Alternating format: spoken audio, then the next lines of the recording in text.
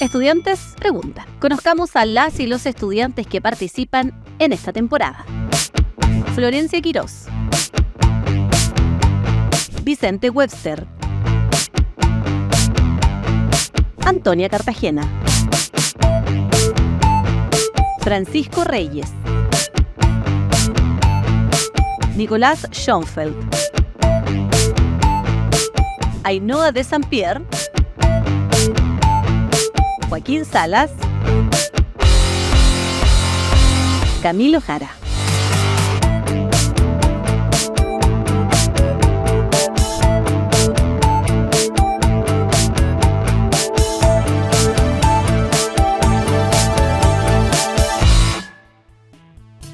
Muy buenas tardes a todos y a todas. Aquí estamos en el programa de Estudiantes Preguntan, proyecto organizado por el Centro Cultural Seina, con participación de nosotros, los estudiantes del Instituto Nacional José Miguel Carrera. Desde acá, transmisión de Uchile TV. Soy Florencia Quirós Bravo, estudiante primero medio, y soy animadora y conductora de este programa. Vamos a presentar a quienes nos van a acompañar hoy día. En una de esas personas va a ser nuestra invitada de hoy día. Ella es política chilena, activista y también fue dirigente estudiantil durante un tiempo y actualmente es diputada. Aquí recibimos a Emilia Schneider.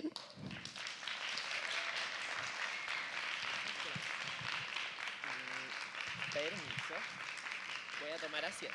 Adelante. También vamos a presentar a las personas que nos van a acompañar, nuestros estudiantes que van a entrevistar a nuestra invitada de hoy día. En uno de ellos va a ser el presidente del Centro de Estudiantes, Vicente Webster, de nivel cuarto medio. Ainhoa de Saint-Pierre, de nivel octavo. Y Nicolás Schoenfeld, de nivel cuarto medio.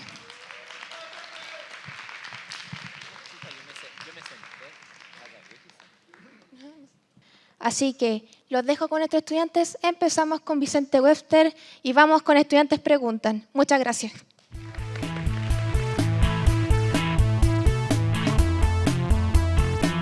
Muchas gracias, Florencia.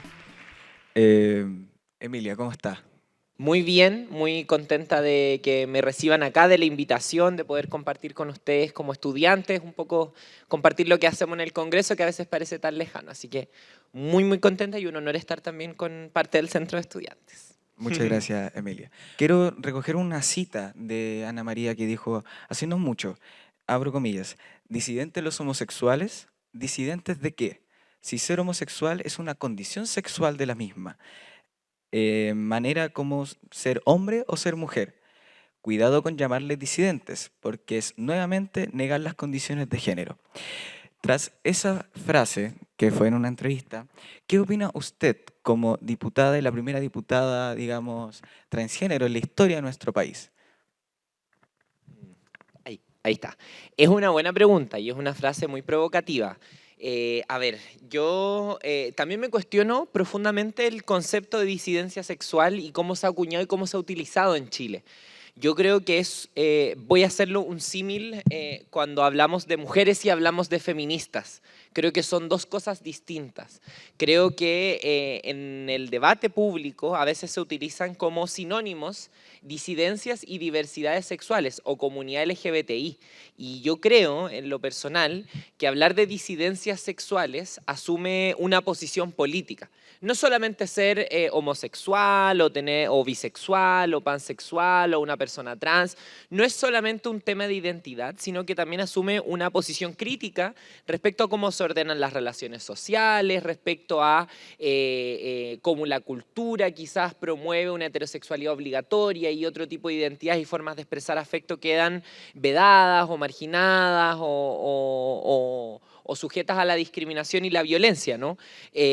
Por eso yo hago el símil con hablar de mujeres y hablar de feministas. No es lo mismo ser mujer que ser feminista, y no por el hecho de ser mujer se es feminista, ¿no? El feminismo asume una toma de poder, o sea, una toma de posición y un análisis crítico de las estructuras de poder en una sociedad. Entonces creo que sí, una persona por ser homosexual no asume una posición de disidencia sexual. Creo que eso ya implica una toma de posición política, implica un activismo, y eso es un poco como lo que podemos ver también en la mirada histórica de lo que incluso en los últimos años es, comillas, la disidencia sexual en Chile, ¿no? Un activismo más crítico quizás a las organizaciones tradicionales de diversidad, que busca visibilizar otras identidades, otras reivindicaciones, otro tipo de violencias que vive la población LGBTI, como la pobreza, la falta de acceso al trabajo, la violencia, etcétera. Creo que ahí hay una toma de posición política, un análisis crítico de cómo se dan las relaciones sociales en una sociedad y cómo es finalmente como ese régimen, comillas, de relaciones. Esa es como yo respondería un poco a la pregunta, que me parece una frase provocativa, pero bien, creo que esas cosas provocativas nos ayudan a dar un debate más profundo y no quedarnos solamente con las categorías que nos acomodan o con los discursos que escuchamos, ¿no? Así que me parece muy interesante. Entonces, no es lo mismo ser homosexual que ser disidencia sexual. Claro, porque creo que ser parte de las disidencias sexuales asume una posición política y no solamente identitaria, no solamente mi identidad o quién soy, porque eso no, o sea, una persona es lo que es, digamos, no vamos a dejar a nadie afuera de categorías de identidad, ¿no? Pero sí creo que ahí hay otra cosa que implica una toma de conciencia, una posición, una elaboración política quizás, una mirada de la sociedad más crítica, por decirlo así. Ok, muchas gracias, muy interesante. Gracias, Emilia.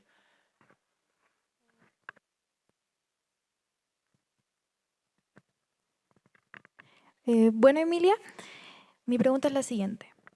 Si los derechos humanos son variados y tocan los aspectos de la vida en sociedad, donde se incluyen los derechos políticos, civiles, sociales, económicos y culturales, ¿la igualdad de género es un pilar fundamental de los derechos humanos y del desarrollo sostenible?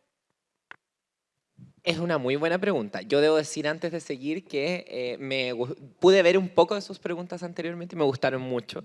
Creo que son preguntas muy interesantes. Esta también en particular. Si la igualdad de géneros... ¿Cómo era la formulación que usaste, querida? Perdón.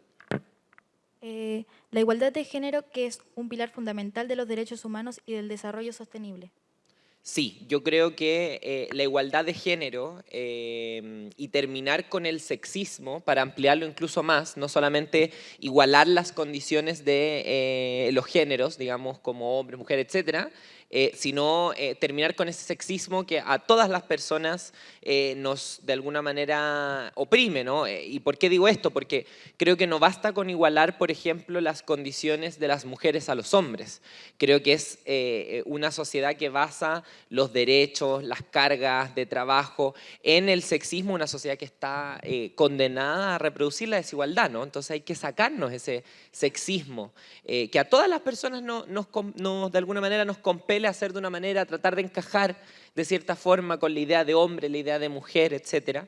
Pero yo diría que la igualdad de género y esta lucha contra el sexismo, una sociedad libre de sexismo, es una condición habilitante para el ejercicio efectivo de los derechos humanos y del desarrollo sostenible, porque creo que si las personas vamos a estar mediadas para que se nos garanticen derechos, para ser parte del desarrollo, porque el desarrollo no son solamente cifras de crecimiento de un país, no solamente como que sube un numerito, sino que el desarrollo es como también somos todas y todos parte de la población que goza de ese desarrollo, que goza de ese crecimiento. O sea, un país que se desarrolla y no redistribuye su riqueza o no va conquistando más derechos, yo creo que no va avanzando hacia un desarrollo efectivamente sostenible. Además de sostenible, como se refiere a propósito de la crisis climática, pero lo dejo eso afuera. Entonces creo que pensar una sociedad libre de sexismo es clave para que las personas podamos acceder a los frutos de ese desarrollo de igual forma y también a los derechos humanos con plenitud, ¿no? Porque cuando hablamos del derecho humano, por ejemplo, no se me ocurrió ningún ejemplo, pero a la vida, por ejemplo, y no nos hacemos cargo de erradicar la violencia de género o de que las personas LGBTI tienen una mayor tasa de poder ser víctimas de un crimen brutal en la calle por el odio y la discriminación, no nos estamos haciendo cargo del acceso a la plenitud, al derecho a la vida o al derecho a la educación, por ejemplo. Si la educación sigue reproduciendo sesgos y nos no sé, pues no hay políticas de integración efectiva de personas en situación de discapacidad, de la realidad de la población LGBTI, y además persiste una serie de discriminación y violencia contra las mujeres, bueno, ese derecho humano no se está realizando en plenitud, no está llegando a su pleno y no todas las personas pueden acceder a ello. Por supuesto, pensar una sociedad libre de todos esos sesgos es muy difícil. Nos tenemos que hacer cargo de los sesgos por género y sexualidad, por clase social, etcétera, etcétera, etcétera. Pero el objetivo de los derechos humanos como una meta de la sociedad, no como un presente, sino como un deber ser, como una aspiración, debe ser buscar efectivamente que todas las personas gocemos de esos derechos en plenitud. Y creo que parte de ello, como para habilitar siquiera eso, nos tenemos que plantear terminar con el sexismo. Y hago esa diferencia con la igualdad de género porque a veces, y con esto cierro la idea para no extenderme, porque a veces se entendiera que la reivindicación feminista solo fuera llegar al mismo estado de derechos o de etcétera que el hombre. Y a veces, y ahí también hay que distinguir, porque no todos los hombres ganan lo mismo. O sea, probablemente un hombre de una clase popular que tiene un trabajo extenuante, que gana menos del sueldo mínimo, él también es víctima de muchos sesgos, de muchas discriminaciones y de muchas exclusiones, y tampoco puede haber realizado sus derechos humanos en plenitud. Entonces ahí también tenemos que, en el fondo, no es igualar, sino que es sacarnos ese sexismo de encima y construir una sociedad de derechos donde ponga el bienestar de las personas en el centro, y en particular los derechos humanos. Esa es como mi mirada sobre la pregunta, querida. Muchas gracias. La dejo con mi compañero. Emilia, ¿qué tal? A ver, ya. En el marco del actual proceso constituyente, ¿qué se puede esperar, tomando en cuenta el posible rumbo que tomará la escritura de la Carta Magna, acerca del avance, en especial, de derechos en diversidad sexual? El proceso constituyente es todo un tema, es todo un tema. Lo primero es que yo creo que si este proceso fracasa, es un asunto muy doloroso para el país, porque creo que un asunto que tenemos pendiente hace tanto tiempo como sacarnos de encima la constitución de la dictadura, una constitución con un problema de legitimidad de origen, porque es impuesta por una dictadura sangrienta, votada en un contexto donde no hay registros electorales ni observadores internacionales, etcétera, etcétera. Entonces, no poder sacarnos de eso de encima, no poder avanzar como sociedad, creo que es muy doloroso y es muy complejo para la crisis política e institucional que vive el país. Hay una crisis de sentido de la política, una desafección de la política, y creo que no ser capaces de dar una respuesta a eso es un fracaso para la política, es un fracaso para el país, y es algo que lamentablemente, creo yo, va a postergar mucho el tema constitucional si ocurre. ¿Cuál es el destino de este proceso? Yo creo que está por verse.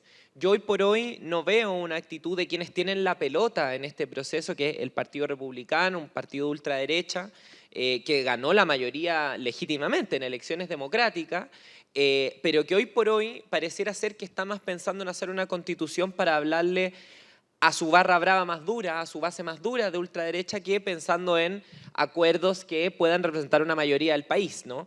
En particular en diversidades sexuales, creo que el anteproyecto que propone la comisión experta no aborda mucho, y diría yo que con las enmiendas que propone hoy, o quienes conducen hoy día este proceso, que son el Partido Republicano, aún peor, ¿no? Yo creo que yo he llegado a la convicción, después de analizar el proceso anterior, el duro porrazo que nos pegamos quienes votamos a prueba, yo lo di todo por ese proceso, pero no se pudo. He reflexionado harto de lo que tiene que tener o no una constitución, ¿no? Y cómo incorporar, por ejemplo, los derechos de las diversidades sexuales y de género. Yo creo que ahí... Un minuto, Emilio. Chucha. Ya, voy redondeando. Creo que habían dos elementos que no podíamos perder. El hablar de familias en amplio sentido, que quepan todas las familias, no solamente familias homo-lesboparentales, sino familias monoparentales, es decir, una amplitud, y hablar de la importancia de la igualdad y la no discriminación como un derecho fundamental, importante ahí. Y creo que hoy día, con cómo se está planteando el proceso, se ve muy difícil hacia dónde va esto. No hay mucha vocación, creo yo, por parte de quienes tienen la mayoría en ese proceso de llegar a acuerdos. Veo más bien una actitud de ponerle condiciones imposibles al contrario, decir que el contrario no quiso dialogar y después salir a echarle la culpa. Y eso creo que es un fracaso para nuestra democracia y creo que es no aprender también de los fracasos que tuvimos en el proceso anterior. Ahí cerré, traté de ser lo más preciso. No, muchas gracias, Emilia. Y esto da para mucho más. O sea, usted mencionó específicamente de hacer una constitución para un sector y no olvidar lo que dijo el profesor Luis Silva, que por qué tenemos que llegar a acuerdos. Y ahí Que no era podemos- deseable. Claro, entonces, bueno, ahí podemos seguir conversando. Agradecemos el primer bloque y nos vamos a una pequeña pausa. Muchas gracias, Emilia.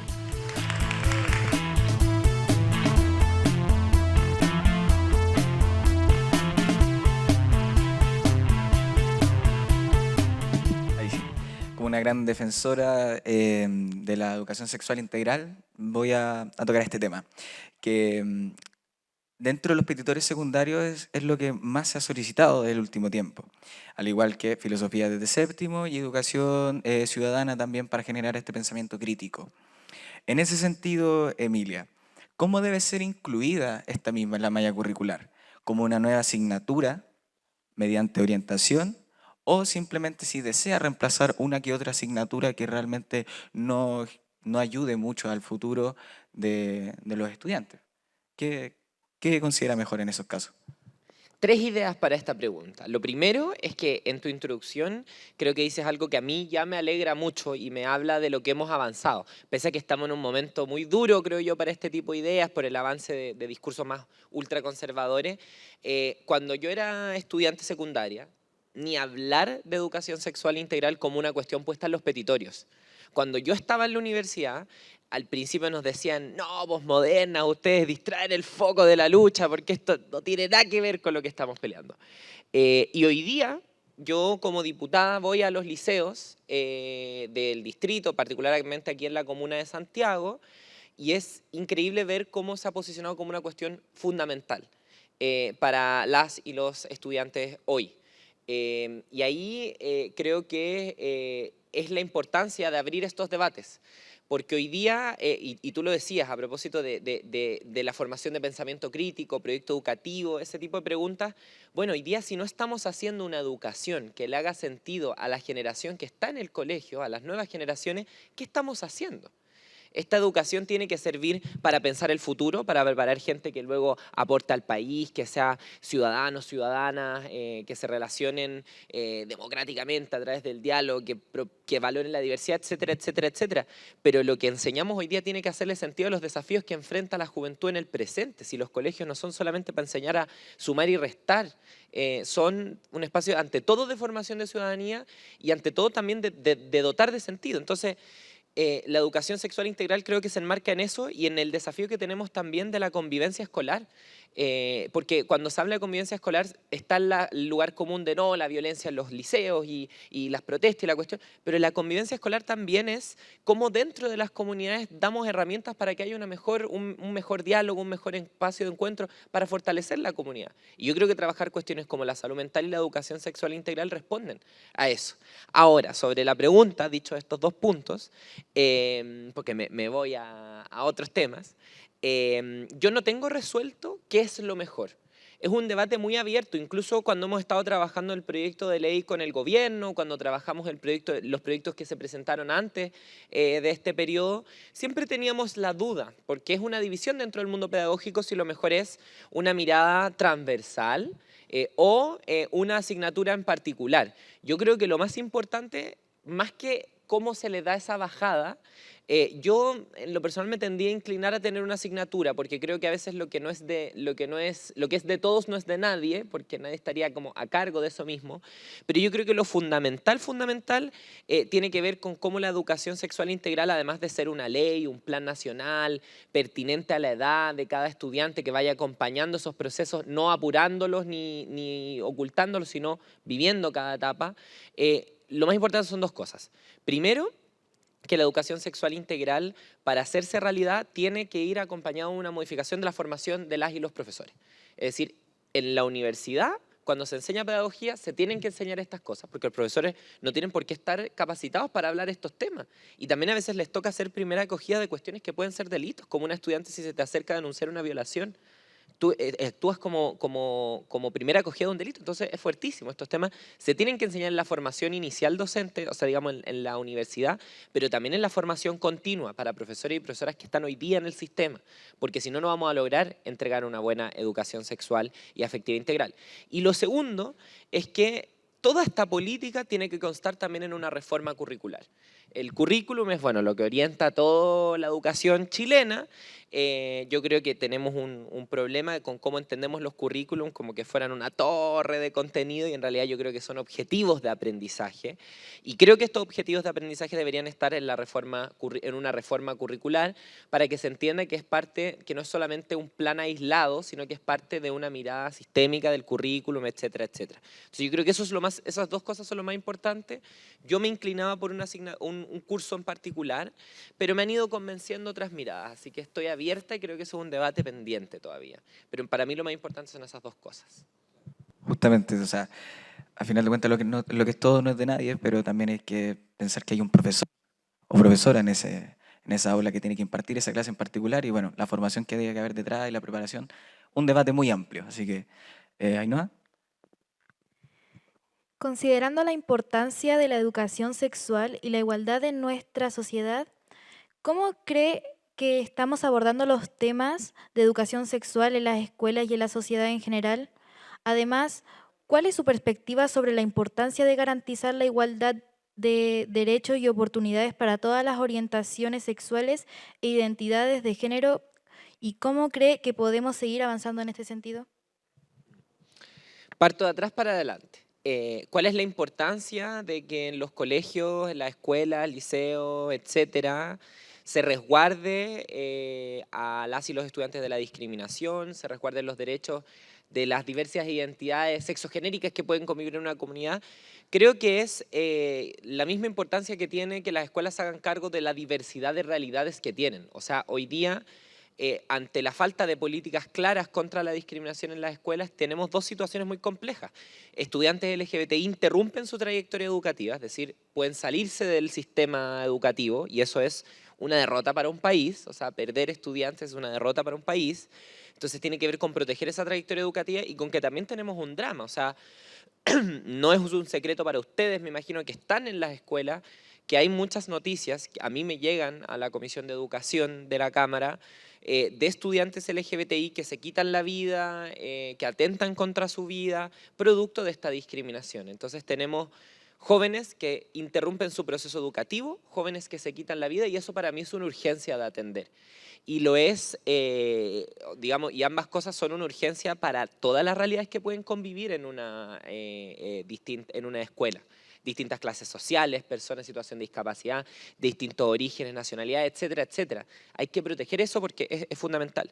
Y ahora voy a cuál es la mirada que creo que tiene la sociedad del debate de la educación sexual integral. Yo creo que como sociedad lo estamos abordando muy mal, porque lamentablemente hay discursos interesados en que no haya educación sexual integral, que lo que nos dicen es que la educación sexual integral es pervertir a la niñez, es promover la pedofilia, es destruir los valores de la familia, y es todo lo contrario. O sea, la idea es entregar toda la información y el conocimiento posible para que las y los estudiantes desde sus primeros ciclos educativos puedan identificar cualquier tipo de abuso, porque es una herramienta para acompañar otro tipo de sistema de protección de la niñez. Y también es, creo yo, una oportunidad de acompañar a las y los estudiantes en años tan complejos como es, digamos, me carga la palabra adolescencia, pero la palabra adolescencia, ¿no? En esos años en que una tiene que plantearse quién es, se empieza a cuestionar su orientación sexual, su identidad, no solamente en respecto a su sexualidad y el género, la identidad en un montón de cosas. Entonces creo que la educación sexual es una forma de acompañarnos y es una forma también de construir una sociedad con menos violencia y más discriminación, porque si tratamos con naturalidad estos temas, la violencia de género, el consentimiento, las identidades diversas, las vamos naturalizando y vamos haciéndonos cargo de si en el aula a un cabro lo molestan por ser gay o ni siquiera por ser gay, por actitudes que tenga, bueno, hablar de estos temas, ¿no? Y cómo creo que se llevan las escuelas, creo que lamentablemente hoy día depende mucho de los esfuerzos individuales de cada escuela o de cada profesor o profesora incluso. Tenemos orientaciones a nivel Ministerio de Educación contra la discriminación y por la inclusión, algunas orientaciones en materia de sexualidad y prevención del embarazo adolescente, pero no tenemos una política nacional. Esto depende mucho de los conocimientos que tengan la planta de docentes de un establecimiento. Si nadie sabe, no se imparte, digamos, no se puede impartir, y no tenemos una certeza de que todos los y las estudiantes del sistema están recibiendo más o menos la misma información. Y eso nos lleva a las cifras que tenemos hoy día. O sea, un país que va creciendo su cifra de transmisión de VIH, un país que tiene cifras de embarazo adolescente que no son alentadoras, pese a que han ido disminuyendo, un país con altísimas cifras de violencia de género y también con muchos crímenes de odio. Y esto que hablábamos de estudiantes que lamentablemente se quitan la vida. Entonces, además de las cifras de abuso infantil, que en su mayoría, si uno mira los estudios que se han hecho, son en el seno más íntimo de la familia, tíos, primos cercanos. Y el rol de la escuela es entregar información y conocimiento para prevenir eso, para evitar esos abusos, para detectarlos temprano y que no siga ocurriendo un delito tan repudiable. Y hoy día no tenemos esas herramientas, lamentablemente, y eso se ve en los problemas concretos que acabo de decir. Emilia, ¿cómo afecta la educación que cada particular reciba en su proceso de crianza? En específico, en la aceptación de las disidencias sexuales y en comportamiento y opinión que se tengan sobre estas. En especial en el contexto actual, con entes políticos de ideologías enormemente conservadoras marcando presencia. Presencia que además se ve que afecta y toma presencia, valga la redundancia, en los hogares de la gente, del común. Sí, o sea, esos discursos ultraconservadores son bastante preocupantes. Como a mis hijos lo educo yo. Con mis hijos no te metas y yo digo, si a mi hijo, a mi hermano, yo no tengo hijo, a mi hermano, le están haciendo bullying en el colegio o lo discriminan, por favor métete, ¿cachai? Como no lo dejes solo, ¿cachai? Entonces como que darle vuelta a esa frase. Como anécdota a propósito de los discursos conservadores, ayer en la Comisión de Derechos Humanos, yo estoy en Educación y en Derechos Humanos, estábamos discutiendo si es que las terapias de reconversión deben ser prohibidas o no. Estos esfuerzos, que son tortura a lo largo de todo el mundo, para corregir, entre comillas, la identidad de género y la orientación sexual de una persona. O sea, eso estamos debatiendo hoy día, retrocediendo 30, 50 años, tremendo. Entonces, ¿cómo afecta al aula el tratamiento de la inclusión, de la no discriminación? Voy a poner un ejemplo que no tiene que ver directamente con la comunidad LGBTI. Primero, decir, yo creo que todas las personas aquí presentes estamos de acuerdo en que cuando uno está en el colegio ve más a sus compañeros y compañeras de curso y a sus profes que a veces a su familia y a su casa. Es normal, una pasa buena parte del día acá. Entonces, efectivamente, es un espacio muy importante para la validación de ciertas prácticas sociales. Es decir, si yo hago algo en el colegio y lo validan mis pares, lo validan mis profes, bueno, entiendo que está bien, ¿no? Es un espacio de socialización, nuestro primer espacio de empezar a relacionarnos con otros, etcétera, etcétera. Entonces es realmente importante lo que pasa ahí. Y pongo el ejemplo. En una sala de clases hay un niño que se comporta de cierta forma, no sé, normalmente la gente más homófoba le dice amanerado, entre comillas, pero un niño que es heterosexual, pero que tiene estas maneras y lo molestan. Y el profe no dice nada. ¿Qué está pasando ahí? Se está validando esa conducta y además le estamos diciendo a un niño que no es parte de las diversidades sexuales, que su forma de expresarse como hombre heterosexual está mal. Se la estamos reprochando y eso es tremendo. Entonces, el hecho de que en el aula trabajemos con una perspectiva de no sexismo o de sacarnos ese sexismo de encima es importante no solo para las diversidades sexuales, sino para toda el aula, porque en el fondo vamos cuestionándonos esas prácticas. O sea, yo soy muy contraria a enfocar todo en un aula cuando tienes un estudiante LGBTI, en ese estudiante como si fuera un caso particular. No, hablemos que en la sociedad hay distintas personas que aman a distintas personas, que aman de distintas formas, que se expresan de distintas formas y que eso es parte de la libertad que tenemos como seres humanos, que es parte de lo valioso que tenemos como sociedad, el que no somos todas las personas iguales. Entonces, creo que esa es la importancia. Creo que si en el aula construimos prácticas no sexistas, prácticas inclusivas, luego esas personas salen a la sociedad, a su trabajo, y en el trabajo no van a tolerar esa situación de discriminación, o no van a volver a molestar a un compañero de trabajo como, ¡ay! vamos a ir sacándonos eso de encima. Entonces vamos generando un cambio social muy importante. Yo creo que los cambios sociales en buena parte parten por la educación. Yo por eso soy una apasionada de la educación. Pero eso podría decir. Sobre todo quiero recalcar eso, que tratar la inclusión en el aula no es solamente para las diversidades sexuales, porque todas las personas padecemos el sexismo. Hasta el niño, más niño, varón hétero del establecimiento educacional, está en tensión con esa idea que tiene de ese deber ser. Y yo quiero que las personas seamos más libres que eso. Eso. Muchísimas gracias. Ha finalizado el segundo bloque de educación. Así que muchas gracias, Emilia.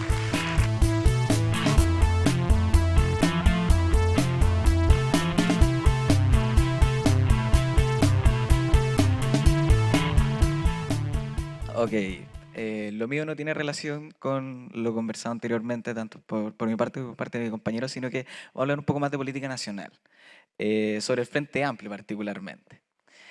Y el futuro del Frente Amplio. Sí. Bueno, usted era parte del Partido Comunes, partido que también forma parte del Frente Amplio. Claro, era parte de Comunes, que Comunes fue una coalición, a final de cuentas, de 2 o 3 partidos, si mal no recuerdo, también del Frente Amplio.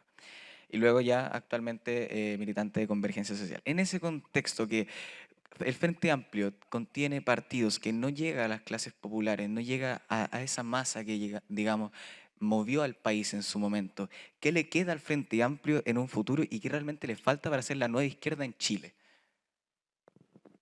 Vaya pregunta. Pero son las preguntas que hay que hacerse.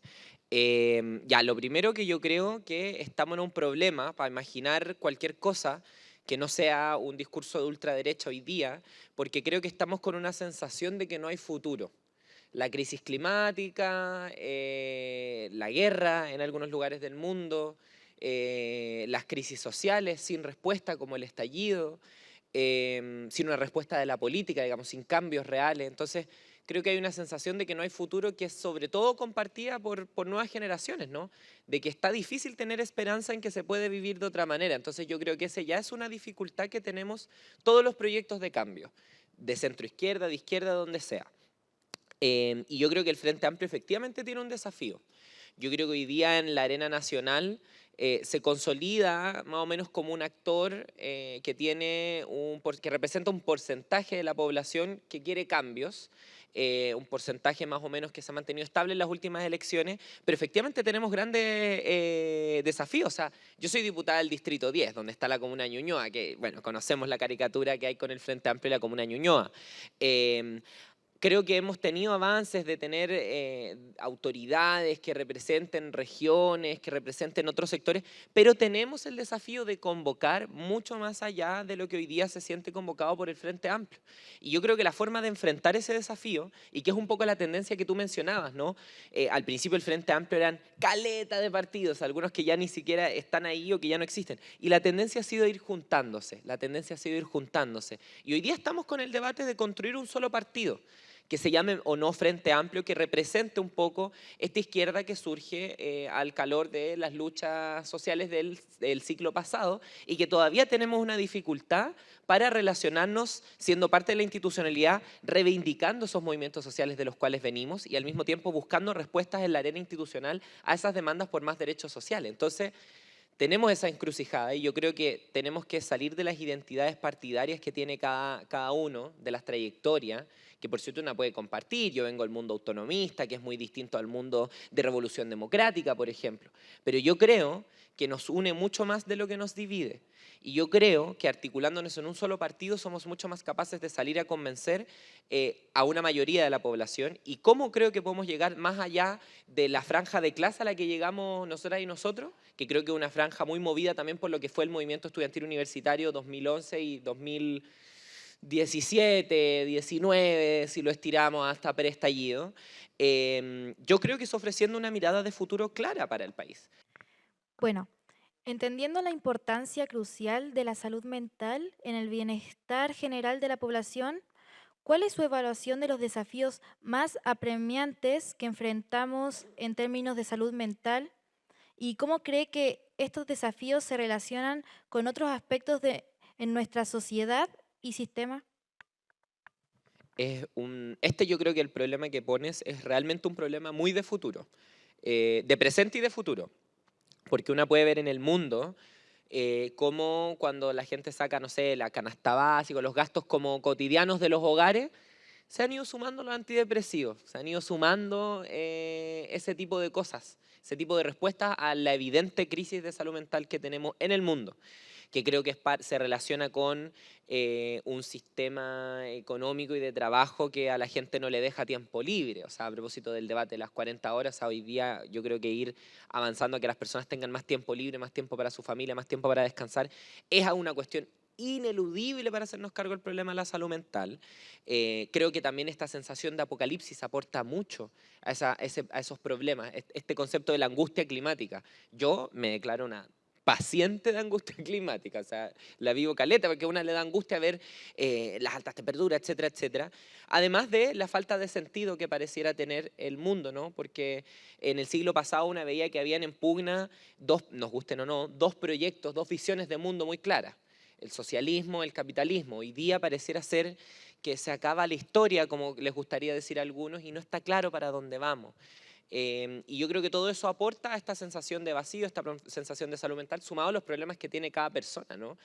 Y ahí yo creo que tenemos que enfrentarla no solamente desde lo que es directamente relacionado con la salud mental, que por cierto tenemos que hacerlo. O sea, creo que hoy día hay que fortalecer el tema de la salud mental en términos de políticas públicas de forma radical. O sea, ya en el presupuesto que aprobamos el año pasado en el Congreso, el gobierno incrementó los recursos que se asignan en materia de salud mental, pero aún así se nos va quedando corta. Ahora la subsecretaria de Salud Pública anunciaba, me puse oficialista, anunciaba un proyecto de ley, una política nacional de salud mental. Con mi equipo estamos trabajando también algo en particular para la educación superior, donde también se da mucho ese problema de estar estudiando y que el estudio te supone un agobio y no una posibilidad de desarrollo. Entonces, creo que hay que atacar por ahí, pero también por las condiciones que generan estos problemas de salud mental, que era lo que yo mencionaba antes. La falta de esperanza en el futuro, la falta de certeza ante la posibilidad de quedarte desempleado, de una enfermedad, de que tener hijos y que estudien, y como no hay derechos, no hay derechos sociales garantizados, todo depende de tu plata, al final, ¿cuál es la respuesta a toda esa incertidumbre? La tarjeta de crédito, ¿cachai? Y eso te genera una precarización de la salud mental, la falta de tiempo libre, la crisis climática, y creo que si no abordamos eso, no basta con políticas en particular de salud mental. Hay un problema más de fondo de por qué todo el mundo está tan deprimido. Si eso es una realidad. Entonces creo que es un problema transversal que tiene una solución focal, pero también una mirada más grande. Eso.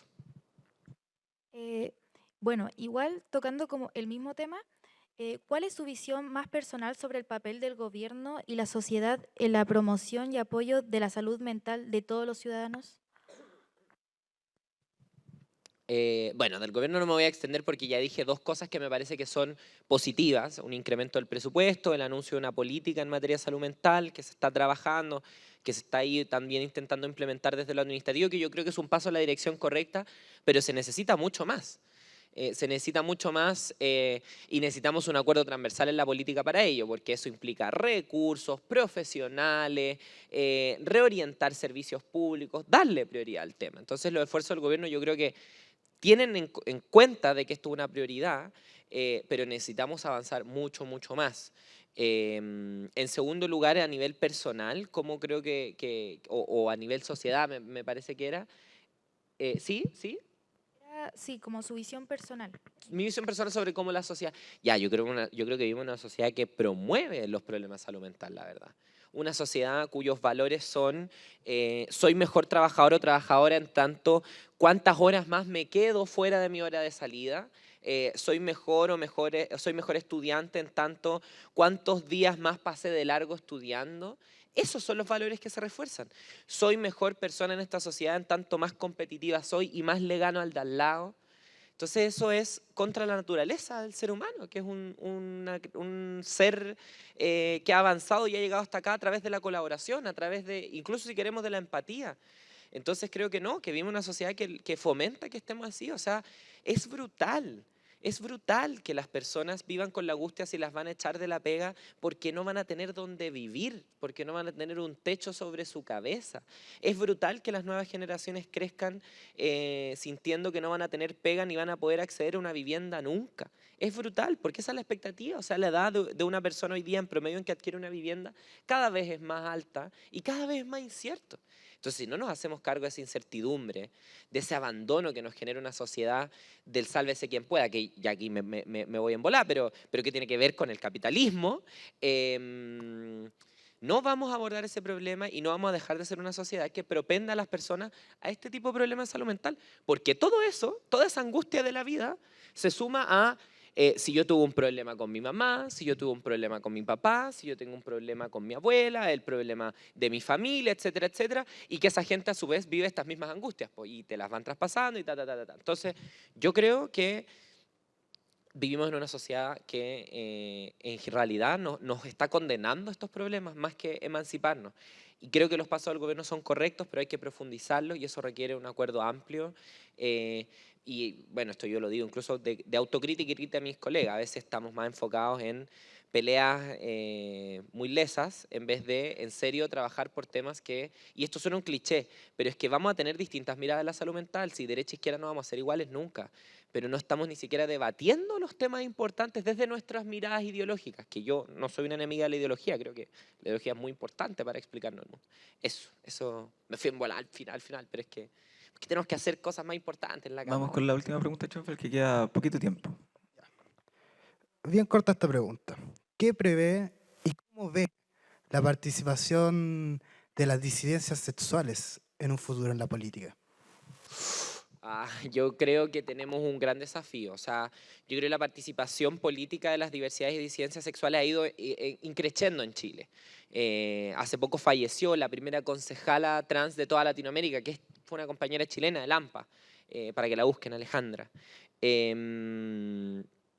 Creo que tenemos el desafío hoy día para que esa participación se proyecte, incluso le haga sentido a la comunidad de conquistar avances. O sea, yo hoy día no me siento tranquila con ser la primera persona trans en el Congreso y levantar la voz cada vez que escucho un discurso discriminatorio y odioso. No me siento tranquila porque siento que llegué con la responsabilidad también de la historia de mi comunidad que viene luchando por derechos, por inclusión y no discriminación hace mucho tiempo. Entonces siento que las autoridades hoy día o representantes que somos de la comunidad LGBTI tenemos esa carga sobre la mochila, o sea, para decir la representación LGBTI importa no solamente por la visibilidad, que por cierto la visibilidad cambia culturalmente mucho y abre panorama, o sea, si yo hubiera visto los referentes que hay hoy día, mi vida hubiera sido muy distinta. Pero tenemos el desafío de conquistar cosas concretas. Hoy día estamos peleando, al menos en el Congreso, yo dos cosas en particular. Una política de salud trans y una ley antidiscriminación para todo tipo de discriminaciones, pero también para la discriminación LGBTI con institucionalidad, etcétera, etcétera, porque la ley que tenemos hoy día no nos ha servido. Y creo que si no conquistamos esos avances, la cosa se pone cuesta arriba. Porque en el fondo es... claro, estamos para resistir y no retroceder, pero estamos para avanzar. Entonces creo que es un interrogante cómo se viene para el futuro, pero yo espero que quienes estamos hoy día no nos quedemos como anécdota, ni tampoco como una mención en un libro de historia, sino que abramos la puerta. A mí me interesa abrir la puerta, no me interesa ser la primera y la única, me interesa abrir la puerta. ¿Y crees que se pueda vaticinar un futuro prometedor para la disidencia sexual en política? Creo que está todo por verse. Todo depende también del escenario más grande a nivel nacional. O sea, si es que los discursos ultraconservadores triunfan, está difícil. Pero si las fuerzas de cambio resistimos y vamos trabajando, yo creo que sí. Y solo quiero cerrar una última idea. Yo no creo, y esto va a ser polémico, que toda representación LGBTI sea igual. Una diputada trans que defiende las FP, que defiende las ISAPRE, que defiende la desigualdad y la pobreza finalmente, para mí no está defendiendo a nuestra comunidad, porque nuestra comunidad vive la falta de trabajo, vive la falta de acceso a la salud, vive la falta de una vejez digna. Entonces, no da lo mismo tampoco, y yo siempre trato de poner ese foco. Me gustaría incluso que hubiera una diputada trans de derecha, aunque, bueno, la derecha en nuestro país no está muy en esa, pero me encantaría para que contrastemos ideas, para que contrastemos esas miradas. Yo creo que defiendo a mi comunidad, aunque no sea un tema propiamente de la población trans, al decir, no, quiero jubilaciones dignas, no quiero más este sistema de abuso privado con los recursos de los trabajadores, por decirlo, por poner un ejemplo que está en mi cabeza a propósito de lo que estamos discutiendo. Agradecemos a la diputada Emilia Schneider por estar aquí. Ha finalizado el bloque. Muchas gracias, Emilia, por responder. Un gusto.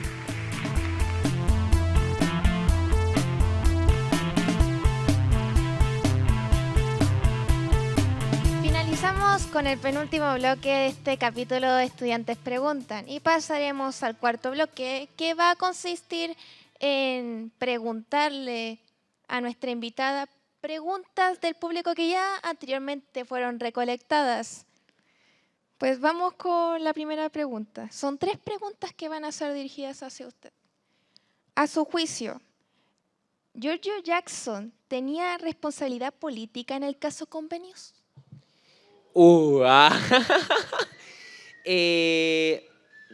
A ver, es que el concepto de responsabilidad política es medio complejo. Yo creo que en tanto ministro no. En tanto ministro no, porque de partida es increíble, pero el caso Democracia Viva, que aprovecho de decir, me indigna profundamente, al igual que cualquier caso de corrupción, sea, o eventual caso de corrupción, sea de los míos, sea de los de al frente, etcétera, etcétera. O sea, eso hay que tener una sola línea, digamos, porque si no es hipocresía. Pero yo creo que a Giorgio Jackson lo que no le cabía una responsabilidad política en tanto ministro. Creo que a toda la militancia de Revolución Democrática les cabe la responsabilidad política de hacerse cargo de la situación en la que están, de sacar a las personas involucradas en esto, de dejar en claro que no van a tener ningún tipo de tolerancia con estas cosas dentro de sus filas. Pero hablamos del caso Democracia Viva, del caso Convenio, su mayoría es en el Ministerio de Vivienda, no en el Ministerio de Desarrollo Social. Entonces yo creo que lo que se hizo con Giorgio Jackson fue más bien una campaña de desprestigio desde la oposición, una ofensiva muy dura, también de algunos oficialistas, entre comillas, que veían en Giorgio Jackson un rostro muy icónico del Frente Amplio, ¿no? Entonces, en el fondo, como en este caso se ve involucrado el Frente Amplio, evidentemente la salida de Giorgio Jackson era algo bien simbólico de eso. Pero yo creo, en lo personal, que en realidad fue una excusa para, por ejemplo, decir, no, es que si sale el ministro Jackson nos sentamos a dialogar. Y ahora, ¿qué ha pasado? Hay otra excusa. Entonces yo creo que el ministro Jackson fue en realidad, el ex ministro Jackson, fue en realidad un chivo expiatorio, pero creo que es valorable que haya dado un paso al costado. Creo que habla de que más allá de que yo creo que penal ni políticamente él no tiene una responsabilidad directa en ningún caso, más allá de la que le caga a cualquier militante de Revolución Democrática, sí creo que fue una muestra de altura de miras, ¿no? De altura de miras, no fue una idea que iba a decir, de altura de mira y de compromiso con el proyecto. Lo último que quería decir. Creo que en todo este debate se ha malentendido cuál era la crítica del Frente Amplio a la política tradicional o incluso a la exconcertación. Yo nunca he creído que nosotros seamos superiores moralmente, porque no es eso lo que me interesa. Sí creo en un estándar alto de transparencia y probidad y el Frente Amplio tiene que actuar en consecuencia. Pero mi crítica de por qué yo empecé a militar en el Frente Amplio es porque creía que la política estaba muy colonizada por los intereses del empresariado, porque creía que si bien en los años de la concertación se superó la pobreza, etcétera, etcétera, se mantuvo el modelo, y un modelo que requiere cambios. Esa es mi crítica. Por eso yo entré a militar al Frente Amplio. Entonces creo que se desnaturaliza a veces eso, como si la posición del Frente Amplio fuera solamente una cuestión de manos limpias y buenas o malas personas. Con esto no quiero decir que la corrupción no sea una cuestión condenable y de la cual nos tenemos que hacer cargo, pero creo que se ha puesto el foco ahí a propósito del ministro Jackson, de esta cuña mala que en algún momento dio, porque lo reconozco, fue una mala cuña, pero que creo que ha permitido que se desnaturalice cuál es el origen del Frente Amplio. A mí no me interesa si es que yo soy mejor o peor persona que un diputado de la concertación. Me interesa cuál es la misión de mundo que yo quiero defender y las peleas que yo quiero dar. Muchas gracias. Segunda pregunta, ¿el Frente Amplio debe ser un partido único? Yo la respondí anteriormente, pero yo soy una convencida de que tiene que ser un solo partido, porque, como te decía antes, nos une mucho más de que lo que nos divide. Creo que hoy día, en tiempos de avance de la ultraderecha, los sectores que creemos en los cambios tenemos que articularnos y aglutinarnos, no estamos en tiempo de división. Creo que va a ser mejor para aclarar nuestros debates ideológicos y estratégicos y políticos de cara al país. Creo que es una oportunidad también para repensar hacia dónde va el Frente Amplio, para reconectarnos con nuestros orígenes, con lo que nos dio un espacio en el mapa político. Y creo también que evidentemente hay que tender a una menor dispersión. Hoy día tenemos demasiados partidos políticos en Chile. Yo no creo que ese sea el principal problema, pero creo que hay que tender a ir contra esta tendencia de la fragmentación de la sociedad, que creo que es algo muy propio del sistema en el que vivimos, ¿no? De que en realidad los proyectos colectivos o las cosas colectivas están en su peor momento, no están muy de moda. Entonces creo que ese esfuerzo también a contrapelo de eso es bastante relevante. Y yo soy una convencida, no de ahora, que se puso de moda, sino desde hace mucho tiempo, porque este debate no es nuevo tampoco en el Frente Amplio, sino que hace harto tiempo que viene circulando, incluso desde antes de llamarnos Frente Amplio, la idea de que todos en algún momento íbamos a hacer una misma cosa. El Frente Amplio en un principio era el mundo autonomista, el mundo libertario y el mundo de revolución democrática. Y éramos mundos distintos, pero que ya desde ese momento creo yo que estaba la inquietud de, bueno, ¿iremos a hacer algún día la misma cosa? Yo creo que yo en ese momento hubiera dicho que no, porque creo que ahí estaba más atrincherada, o no me carga la palabra atrincherada, pero más apegada a mi identidad ideológica. Hoy día tengo la convicción de que los partidos políticos son espacios de profundo debate ideológico, pero sobre todo herramientas de cambio.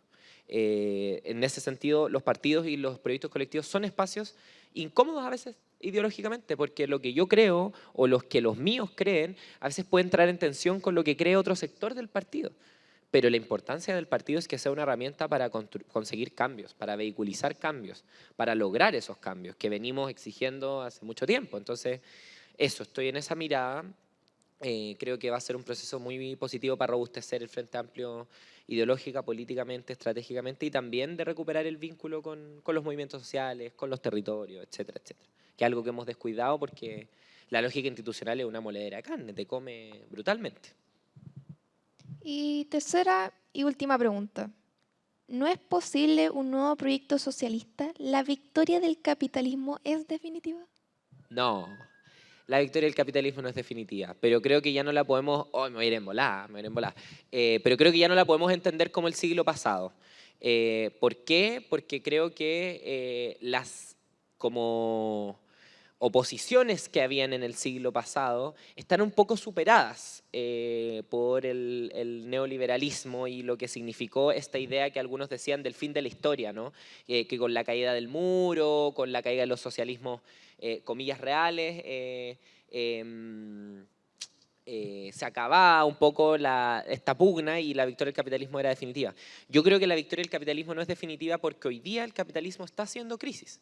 O sea, el hecho de que la respuesta tradicional de las derechas o de los progresismos neoliberales que en el mundo estaban administrando el modelo, que esa respuesta ya no sea suficiente y hoy día los grandes medios de comunicación, los grandes grupos empresariales estén mirando a la ultraderecha, es porque evidentemente su respuesta primera, que era más pacífica para sostener este modelo, está agotada. Entonces ahora hay que recurrir a una visión más autoritaria, etcétera, para mantener el modelo. Pero el capitalismo está en una crisis política, el neoliberalismo en particular está en una crisis política,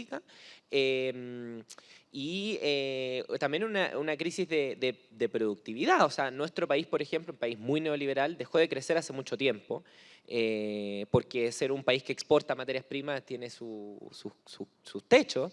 El neoliberalismo no ha sido capaz de hacerse cargo de la desigualdad social y este mito de que el mercado es la mejor forma de asignar los recursos y de resolver todos los problemas de la sociedad se cayó. O sea, en pandemia, ¿qué fue lo que quedó parado? Los estados, lo público quedó parado. Porque cuando tenemos una crisis queda parado lo público. Y porque garantizar derechos a través de las recetas neoliberales no ha funcionado. Si en ningún país del mundo la gente aceptaría por las buenas un sistema de pensiones como el que tenemos nosotros. En ningún país del mundo.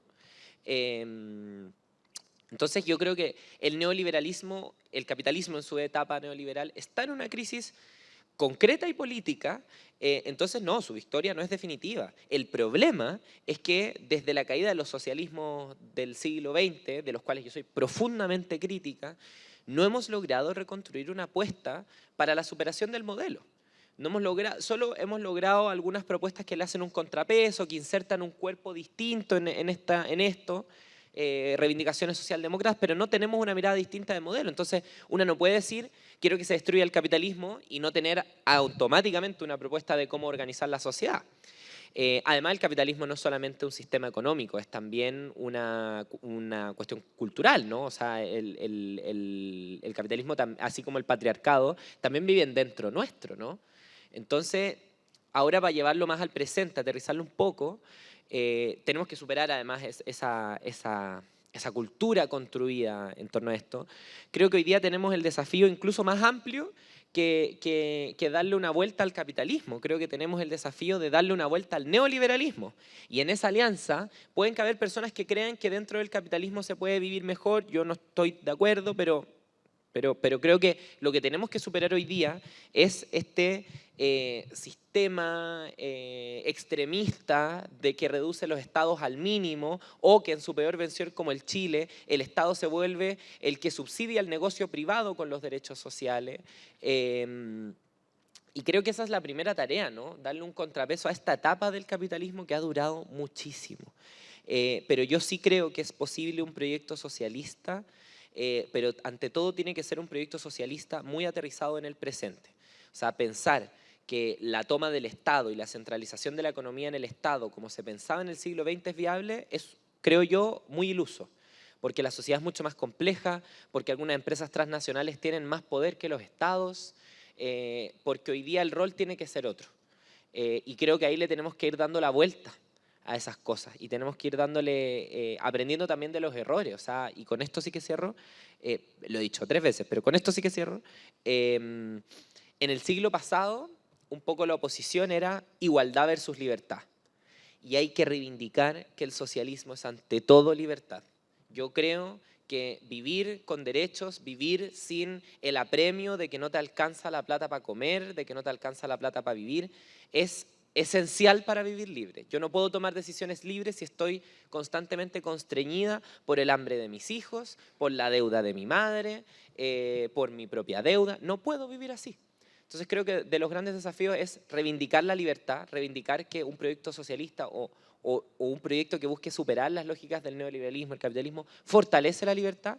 Y en segundo lugar, creo que, bueno, esto se me ocurrió en el camino, en realidad no era un segundo lugar, pero el tema de la deuda hoy día creo que es un tema muy importante para superar el modelo y reconstruir un proyecto socialista. La mayoría del mundo vive endeudada. ¿Y qué es la deuda? No es solamente una deuda de plata, es la esclavitud del siglo XXI, porque yo no debo plata, yo debo mi trabajo futuro. Si estoy endeudada con 2 millones de pesos, estoy endeudada con el trabajo que me cuesta esos 2 millones de pesos. Entonces estoy trabajando no para mí, ni siquiera estoy trabajando solamente para tener un sueldo y que alguien se lleve una parte porque es dueño de los medios de producción.